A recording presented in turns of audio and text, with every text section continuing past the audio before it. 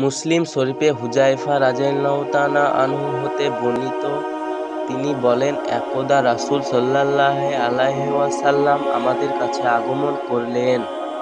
আমরা তখন কিয়ামত সম্পর্কে আলোচনা করছিলাম।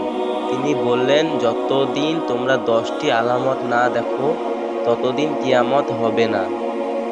তার মধ্যে 1 নম্বর ধোঁয়া, 2 নম্বর দাজ্জালের আগমন, 3 নম্বর ভূগর্ভ থেকে নির্গত দাবজাতুল আরদ নামক অদ্ভুত এক জানোয়ারের আগমন, 4 নম্বর পশ্চিম আকাশে সূর্যোদয়, 5 নম্বর ঈসা ইবনে মারইয়মের আগমন, 6 নম্বর ইয়াজুজ মাজুজের আবির্ভাব, 7 নম্বর পূর্বে ভূমিধর্ষণ, 8 নম্বর পশ্চিমে ভূমিধর্ষণ, 9 নম্বর আরব উপদ্বীপে ভূমিধর্ষণ, 10 নম্বর সর্বশেষে ইয়ামান থেকে একটি আগুন বের হয়ে মানুষকে সিরিয়ার দিকে হাঁকিয়ে নেবে।